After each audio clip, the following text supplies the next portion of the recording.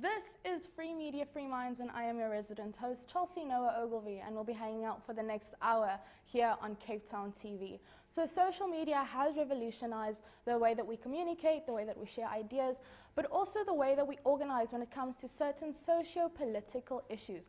Hashtags such as Men Are Trash, or This Flag, or Me Too, or more recently, Am I Next, have sparked really important conversations, and we'll get into this later on in the show. And to join me in studio here today to discuss these issues is Brittany Small. Welcome. Thank you, hi. Hi, how are you? I'm great, thanks, and you? Fantastic, I'm good. So do you want to just give us a young breakdown, just a young bio of who you are and what you do and why you're here? Oh, okay, well, I'm a social media, I wouldn't say an influencer, but I'm a social, I You're love a social media working, user. Yes, I'm like any millennial, I guess, and I love using my platform for important topics.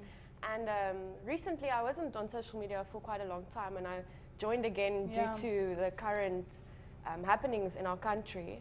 And it's just important for me to have a voice in social media and to use it as an important platform. So what are your favorite social media platforms? When you put the phone in the morning, what's the first one you go to? I love Instagram. I just love visuals, you know. I just love... Twitter is a little bit of a rough thing for me because it's reading people's thoughts constantly, and I don't really think that's the best thing. Facebook, I feel like, is more of a stunt about like how great your life can be. I mean, which every social media platform in some sense is that. But with Instagram, the visuals definitely think. Okay, so what then inspires you to be a media? I think also as a consumer, but also as someone that gives out media content. That's what I'm looking for. I think, like I said, it's a big platform, and there's a lot of bad things going around on social media. So I think adding to something with a purpose, for me, that's photography and film, and just using that to portray a bigger message. It's very important to me because it's much better than, you know, just posting a selfie or, you know, a regular like, look, here's my breakfast, or I'm having the best vacation. Portraying something real that humans can connect with is something that I treasure with social media, especially Instagram. Well, you did mention that social media is very opinionated. Yes. So I think that opinion is the cheapest form of knowledge, really. Oh, definitely. You know, it doesn't, there's no substance. But to humans it. need to share their opinion. Exactly. Have you noticed some people get edgy when they don't get to state their opinion at all? So then with that being said, how does that influence the types of conversations that we're having if most of it is opinionated? It's all over the place, all over this show, but it's important because if you never speak to somebody about a topic that you're interested in, you're never going to get all of these different opinions, and you might change your opinion based on what somebody else said or what you saw on social media, which I think is good. Like the topic of conversation for anything, good or bad, in a platform that you can share it with anybody in the world within 2 seconds. It's incredible power. It comes with great responsibility. Some people don't realize that at all, but So then would you maybe say that, I mean, would you go as far to say that media in the wrong hands might leave us in hot water? Well, I mean, everybody does have the right to internet access. Exactly, yeah. But it definitely does leave us in some hot water, but I wouldn't say that we should take it away from anybody because it does spark controversy. It sparks, like with the whole Men Are Trash hashtag now as well, people speaking out on that, it sparks controversy, but it does bring another side to a topic that you wouldn't really think of, you know. Talking about that, talking about the Men Are Trash hashtag and talking about opinions, obviously we've seen two sides of, and I think that's the one hashtag that has the most controversy around it, because we have on the one side men are trash, done and dusted, and on the other hand we have, but not all men are trash, because of opinion. Yes, exactly. And I, in my opinion, I agree with the not all men, and it kind of bothers me the fact that this Men Are Trash hashtag stemmed from the Am I Next, because that's not the focus. It's not what we're focusing on here. It's much more important to focus on what's been swept under the carpet for so long.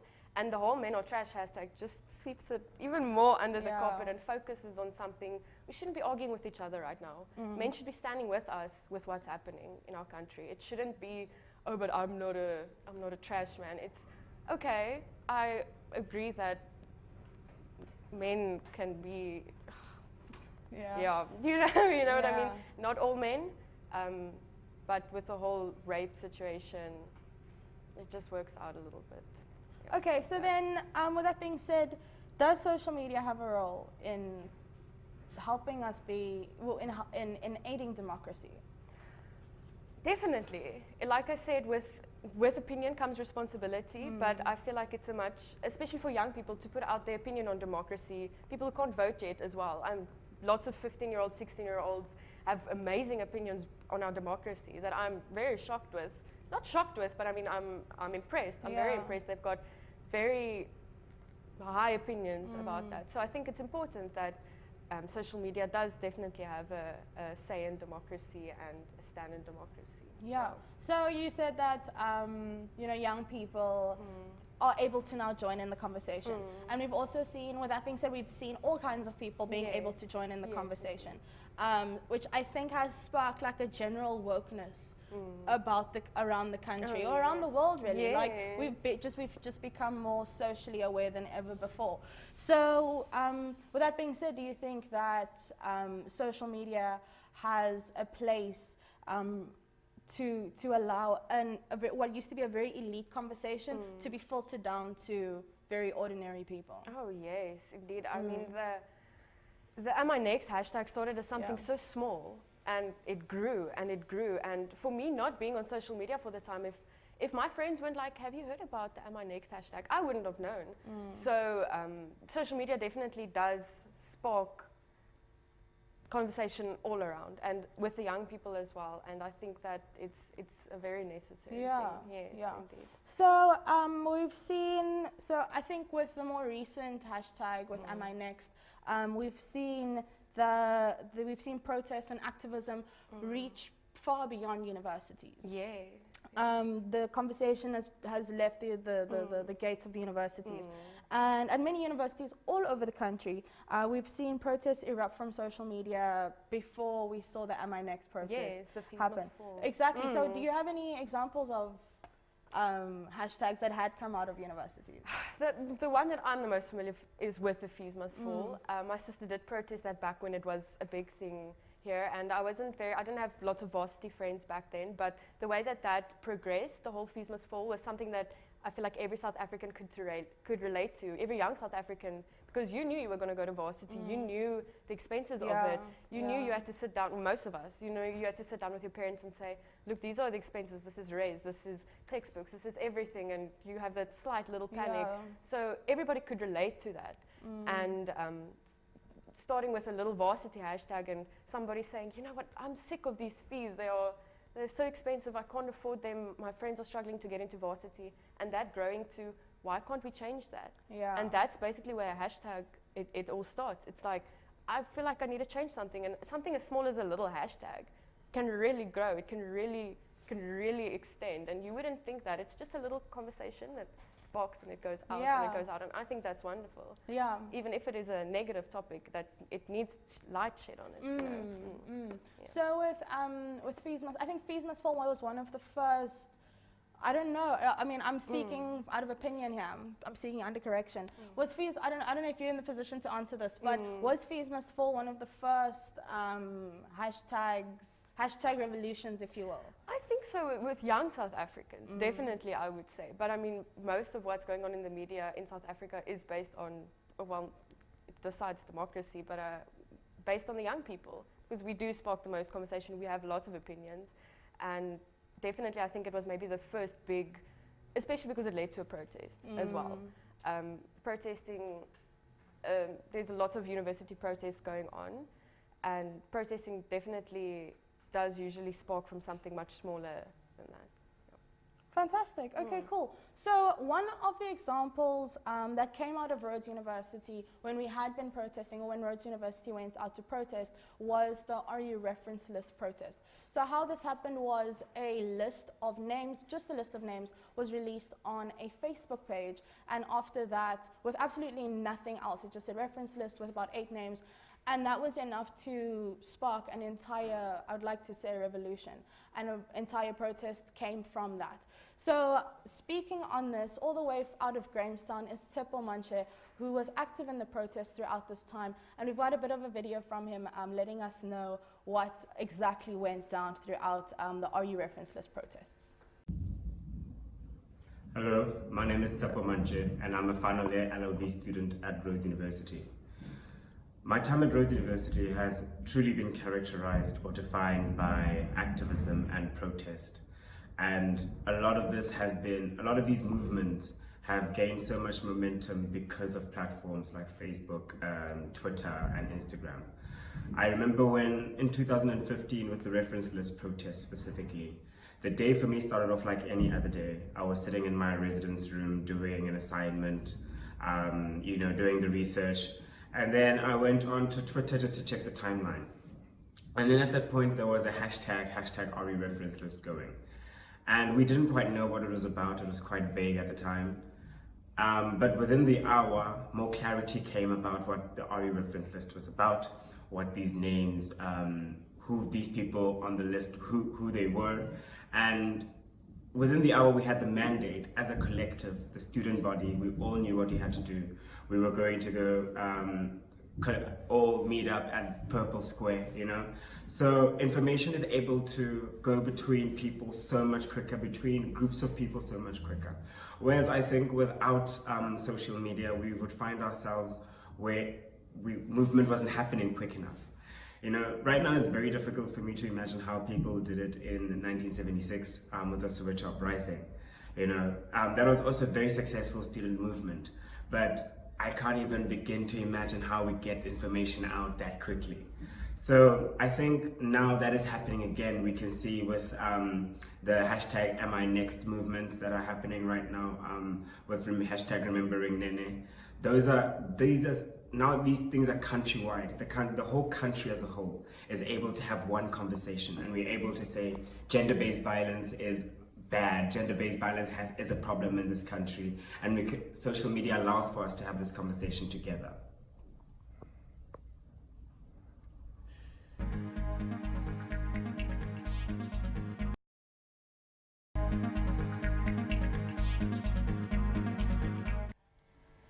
Welcome back to it. If you have just joined us, this is Free Media, Free Minds, and we are still discussing media as a tool for democratization with a specific focus on social media. And with me still is Brittany Small, and we are discussing social media as a tool for democratization. So why is social media so powerful when it comes to rallying the troops and getting the people together? Like I said, everybody's on most people is on social media, so it's so easy for somebody to just stumble across a hashtag or on your feed. People are constantly scrolling through their feed, so even with ads, that's why social media marketing is such a big thing. But you see something that sparks your interest and you can go into thousands of different hashtags, thousands of different accounts, posts, locations, just like that. So I think it gets to the masses so quickly. And there's like trending, so anything that's trending you'll definitely know about. People are really hungry for for news. Yeah. So it's very easy to just see that. And people obviously, I think that people want to know if something is trending, why it's trending. Exactly. Why does it have so much hype? Why did 2 million people? Why did people repost this? Yeah, exactly. People are curious. Okay, cool. So at the same time, and I think it's two sides of the same coin. We've got slacktivism. Yeah. So we've got this idea of rallying the troops on social media, but then on the other side of the coin is that it stays on social media, and that we might have 2 million tweets about whatever hashtag, but when it comes to things happening on the floor, we're getting shot, we're getting sprayed with water cans, there's only a few thousand of us there. So how does slacktivism have a place? I think so, because it sparks just a little flint, a little flame.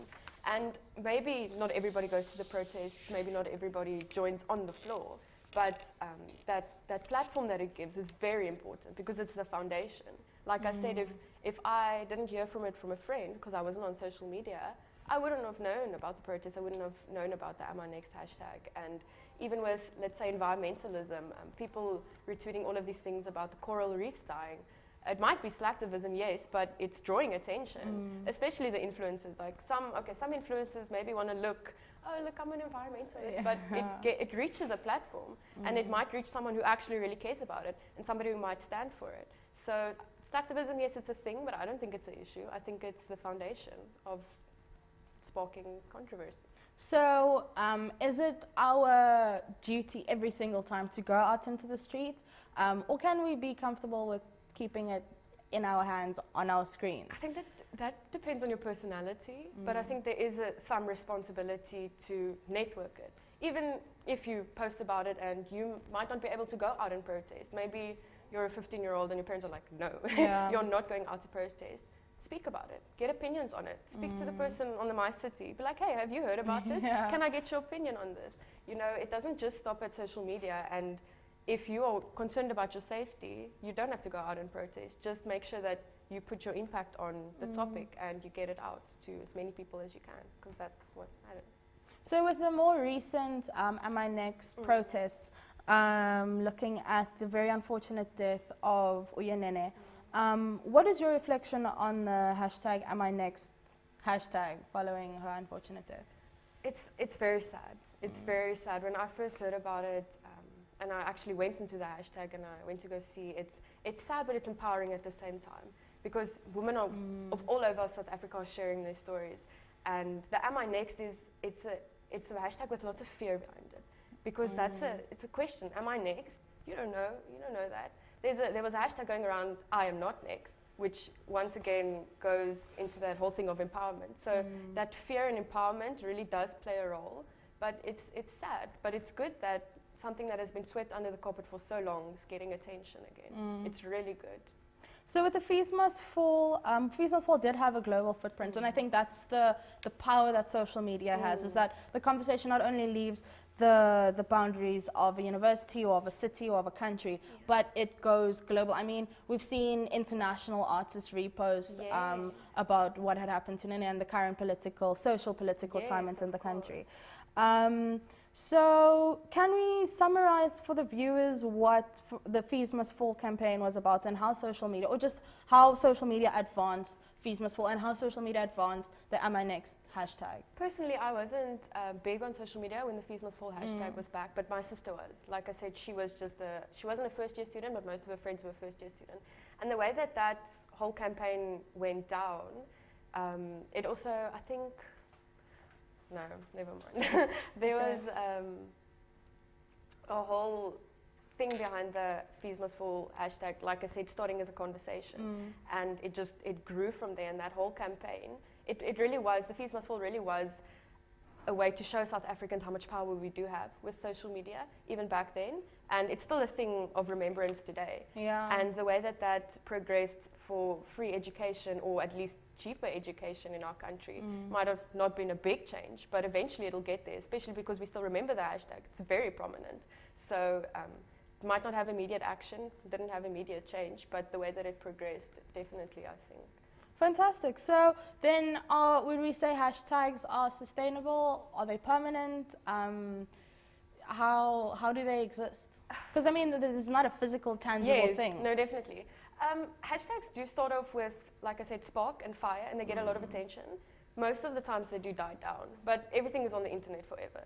If you want to go on Instagram and search the Fees Must Fall protest or campaign, whatever, you can go back to posts 2 years ago, or if you go back to any type of hashtag, it's always there, it's constantly on. So even if it does lose the hype, it's always going to stay there, and it's always going to have that platform to speak out to. The conversation is captured. Exactly. It's recorded, and it's there for you to. That's what I love about social media.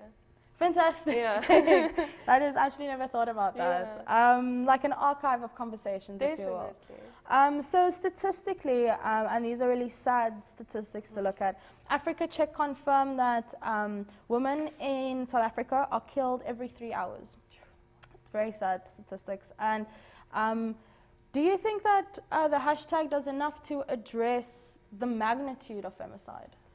Not at all, because statistics and hashtags, yes, they've got a platform, but the personalness of it. You know, Nene was somebody's daughter. Women that are dying, it's somebody's wife, it's somebody's sister. It doesn't have that that personal feeling to it. It just, like I said, it's once again, it's just that foundation of it.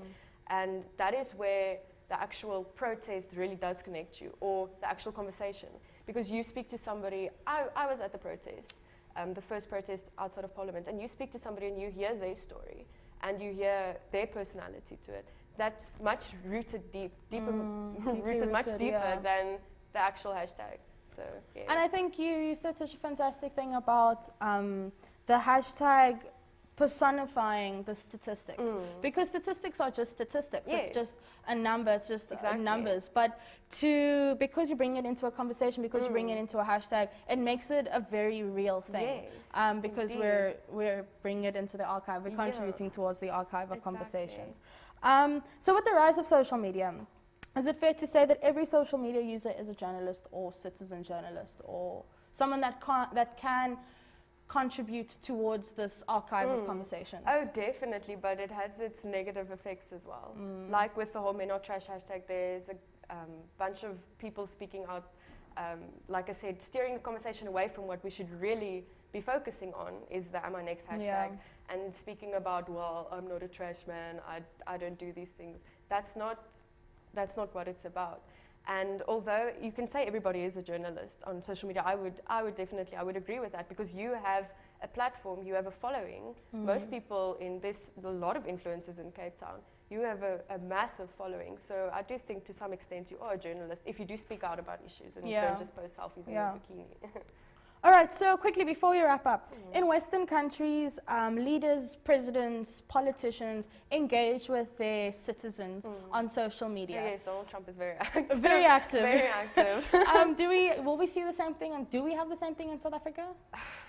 I don't think that would be the best idea. Our president can barely give a speech where he has written it himself or speaks from his heart, which I think is sad, and I think we can definitely work on that. But I don't think right now in South Africa, or any African countries for that matter, it's a start. I feel like we should first start with what's actually happening in our country before we start projecting that out to the rest of the world, or our genuine opinion on what happens to your people, what happens to the people that have voted you in power. And we can start from there, and then we can go out and we can venture into our presidents using social media, and if we've got a good positive influence on the rest of the world, because right now I don't think we do.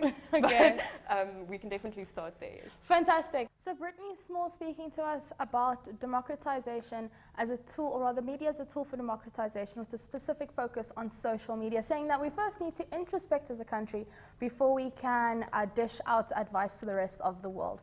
We're going to take a quick break, and when we come back, we'll be chatting to Nomagugu Nyati, who is a Zimbabwean legal scholar and a human rights activist. She's done some incredible work with various organizations across South Africa and Zimbabwe, and she's also the co-producer for the show. Let's take a break.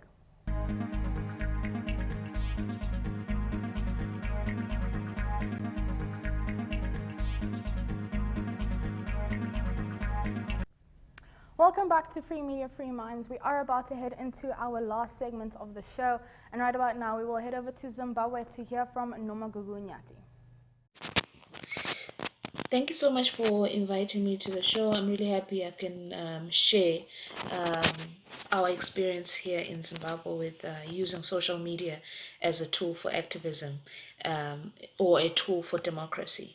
Now, democracy simply means the ability for everyone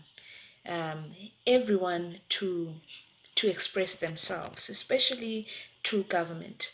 And Zimbabwe is synonymous with repression, and now Zimbabwe is synonymous with endless economic crisis.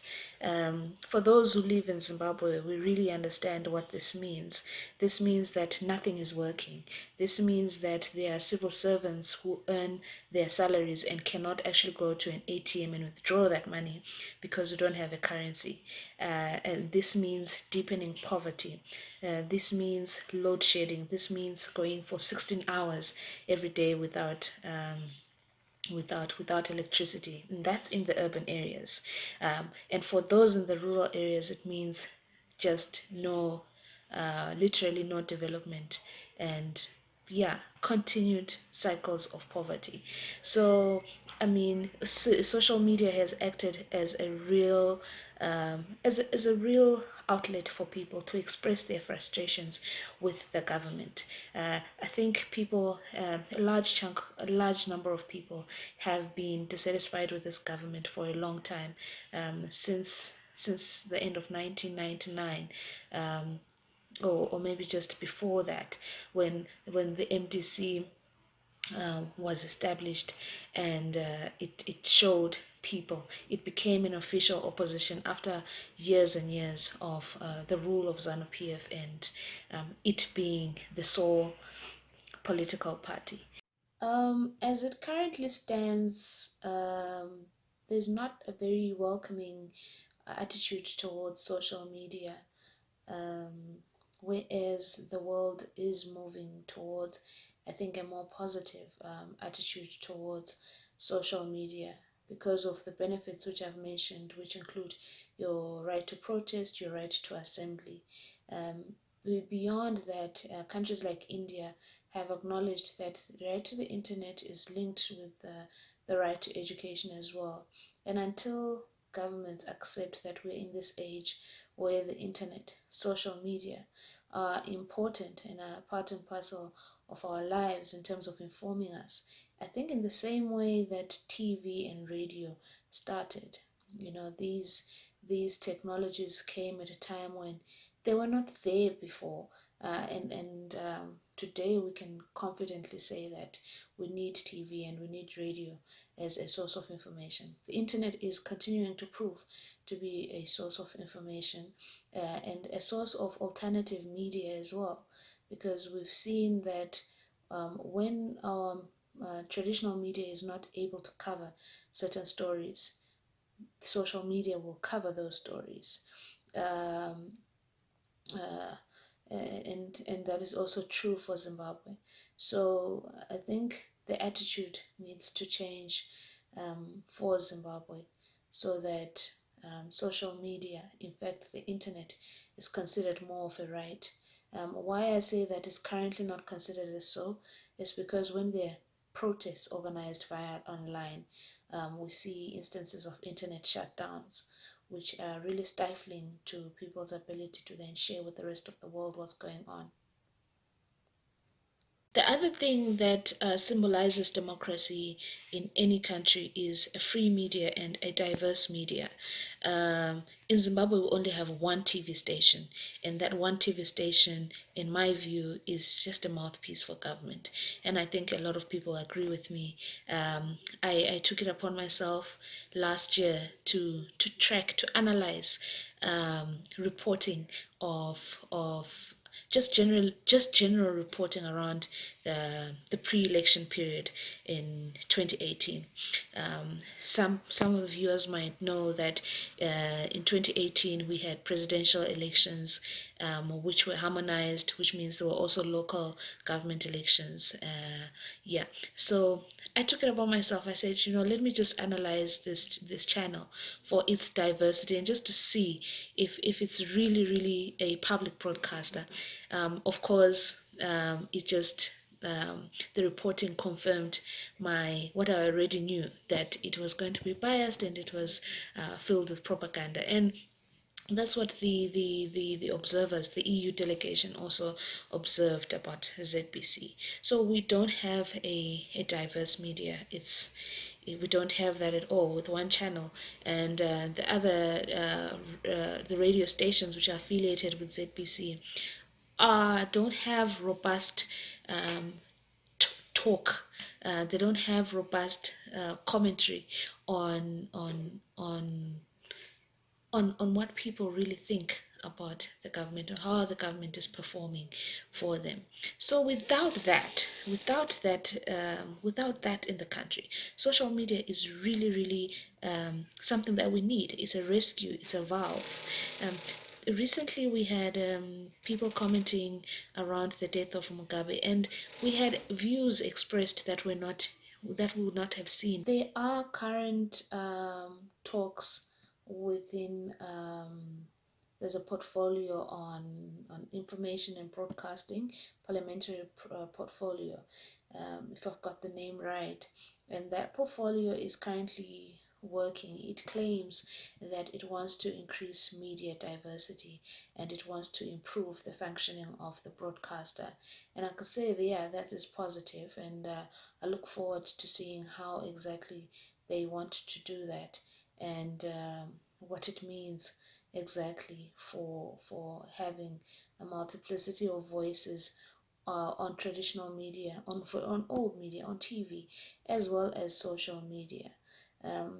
But what I can sense so far is that there's a focus, more focus on the old medias, the TVs and radios. There seems to be a creeping awareness that diversity needs to start happening, and for it to start matching global standards.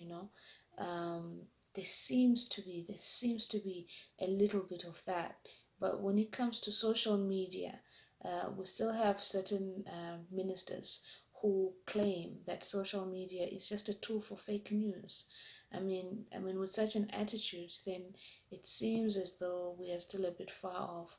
I also just want to point out the barriers to fully utilizing social media, and the high data costs also are a barrier. Much like in South Africa with the Data Must Fall campaign, in Zimbabwe it's not there, but it's definitely a campaign that's needed, because Zimbabwe is on the top 4 countries with the highest data costs. So that is an impediment to the full enjoyment of social media and the internet. Legally, the current law which is relevant to social media is the Computer and Cybersecurity Bill, which is yet to be passed by Parliament. It's been critiqued by a number of NGOs and human rights lawyers in Zimbabwe to say it gives room for police to seize one's computer and cell phone during investigations, and that's an infringement of the right to privacy, and opens up room for the state to spy on people who they suspect intend to cause disorder in the country. And the definition for peace and order in Zimbabwe has always been very broad. So you will find that there is a preoccupation with peace and order at the expense of public interest.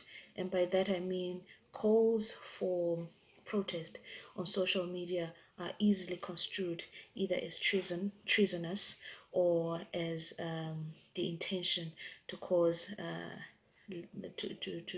to disrupt peace and order for the rest of the citizens. And so that is the kind of political culture that is in Zimbabwe. And if that bill goes ahead, it will infringe upon the rights of people on social media. But with the examples of people who have actually been arrested because of what they've said online. Even Mawarire, the leader of the This Flag campaign, continues to be under the eye because of what he says online. And there are other activists as well, whom I'm aware would have loved to join the show. So that is the legal framework that we're working with in Zimbabwe. Now that we've heard from Nomagugu, before we take a break, we will hear from Nigel Ndlovu, who has used social media in his campaign to facilitate his campaign for membership of Parliament in Magwegwe, Bulawayo in Zimbabwe. And he has sent us a voice note on this topic. Let's hear what he has to say. Hi everyone, thank you for having me. Free Media, Free Minds. My name is Nigel Ndlovu. I'm from Bulawayo, Zimbabwe. I'm a media professional, I'm a filmmaker, and I currently run a Icon Media, a media startup. I am passionate about freedom of expression. I'm passionate about young people getting into politics. I'm passionate about the creative economy of Zimbabwe and Southern Africa and the world. So in 2018, I ran for public office. I was contesting as an independent member of parliament candidate for my constituency constituency, which is Magwegwe constituency, which is in Bulawayo. So the main reason I've been invited to the show was to talk about how I used social media to run my campaign. As an independent candidate, I had no funds, so my campaign was self-funded, and I decided to use social media because it was the best alternative and it was a cheaper option for me. So my campaign was spread through all the social media platforms which are prolific in Zimbabwe. I used Twitter, I used Facebook, I used Instagram, I also used WhatsApp. Some of you might be asking yourselves right now why I used social media. The reason I used social media was for me to challenge and also to reach out to young people in Zimbabwe, in Bulawayo, to show young people that it's possible for another young person to run for public office and to also participate in issues to do with governance and issues to do with politics. That's why I use social media, and I use Twitter a lot because my audience was like on Twitter and I have a huge following on Twitter, so I use Twitter a lot. And I also use WhatsApp groups because I could also interact with people like on a one-on-one basis on WhatsApp. So I'd like to encourage everyone out there who's all about social change, who's all about even entrepreneurship. Social media and the internet has given everyone an opportunity to shine. So if you're listening to this voice note right now, I would like to encourage young people to voice out their concerns through social media, to voice out their campaigns and to push their campaigns, be it a social change issue, be it a political issue. You can use social media to advance your agenda. Thank you for tuning in. You can follow Nigel Ndlovu at the Real Nigel Ndlovu on Twitter. Thank you for inviting me. Free media, free minds. That was Nigel Ndlovu, a young politician who has leveraged social media in his campaign for Member of Parliament in Magwegwe, Bulawayo in Zimbabwe. And when we come back, we'll get into our community notice board for this week.